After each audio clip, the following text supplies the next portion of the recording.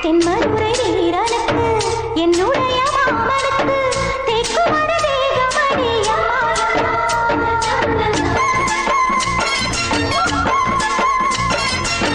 மாமன் கட்ட பெண்ணு ஒரு கோடி இன்பங்கள் உன்னை பார்த்த நொடியில் நான் வாழும் நாள் மட்டும் நீ எந்த மடியில் உன்னை ஈன்ற பொழுதிங்கு கடவுள் தன் முகம் பார்த்து